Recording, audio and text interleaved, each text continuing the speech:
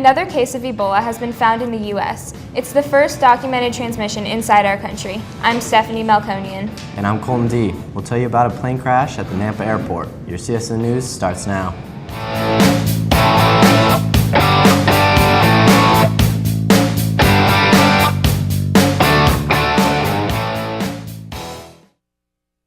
CDC officials confirmed that a healthcare worker who provided hospital care for an Ebola patient in Dallas has tested positive for the virus. This is the first known case of the disease being contracted or transmitted in the U.S. The nurse worked with the team that treated the diagnosed case in the U.S. Health officials had not included the woman in the group of 48 people being monitored for the disease because she was thought to be of low risk for infection because she had worn protective equipment while working. The U.S. Centers for Disease Control and Prevention said they must still confirm the diagnosis, but that there was little doubt that, that there had been a failure of the rigid precautions that health workers are to take when caring for patients with a highly contagious disease. 2 people walked away with minor injuries after their small plane crashed at the Nampa Airport Sunday afternoon. The small engine plane was attempting to land about 4:20 p.m. when it flipped over onto its top, landing in a field next to the runway. Nampa police say the plane's occupants suffered only very minor injuries, including a bump on the head and a scratched hand. They were treated by medics on scene. The airport remained open after the crash. Federal Aviation Administration officials are currently investigating what went wrong. Climate change and warming of the world's oceans are prompting tropical fish to move toward cooler waters near the poles, according to a study, which predicts that a large number of fish will disappear from the tropics by 2050 if the current trend of changing temperatures continues.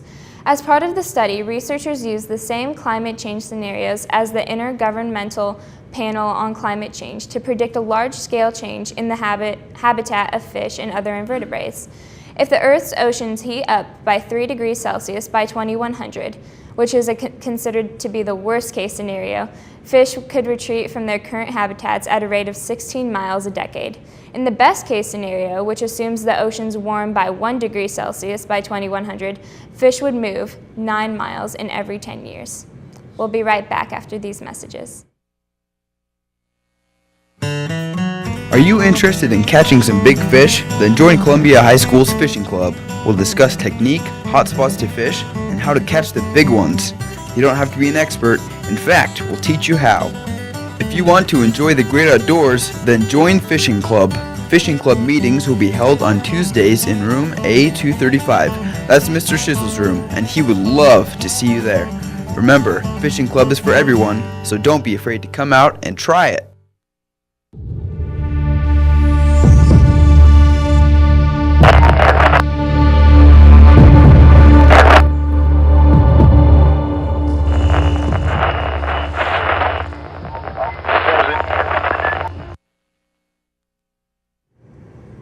Today's weather is brought to you by Dr. Kim Keller. Wellness starts with healthy teeth.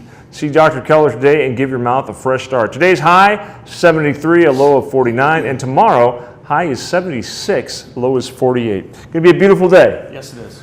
Reminds me of my youth. Now, Mr. Diplock's here with us, and I want to talk about if a student's having trouble. We're trying to get students to take control of their own situations. If I'm a student and I'm having trouble in class, what do I do? If you're struggling academically, we're offering, as most kids know, we've had Homework Club for the last couple of years, and it's expanded. What we are going to, starting October 27th, we're going to have a before school and an at lunchtime tutoring time assistance. And what's going to happen, kids are going to find out today, if you are failing 3 or more classes currently, you're going to get called down in the next 2 days and talk to one of the administrators or one of your counselors. And what we're going to do is we're going to require you to sign up, and you will attend one of the three options, which, like I said, are after school, before, and during lunch, until you get your grades passing. Now, because I sometimes think kids feel like they're picked on. Right. This is an issue of kind of almost professionalism. If a teacher's having trouble, and I know that it can happen occasionally, a teacher gets overwhelmed or it's out of their water a little bit, they go out and get help. Right, right. And that's what Wednesdays are for, aren't they? Yes, that's exactly what they're for. It's a time to meet, figure out what's going on, right? Fix some of the issues at hand. And that's what our interventions are. They're not a punishment, they're to help. Yeah. And I've tried to convey that as I met with freshmen, and we will with every other student here. These are to help them. These are to help them so that we can get, again, we don't want to accept failure. We don't want to accept that. We want to see our kids succeed, and this is a great resource to do that. A lot of kids don't realize that on those Wednesdays when you guys get out early, what's happening is teachers are getting together and doing basically a homework club. Right.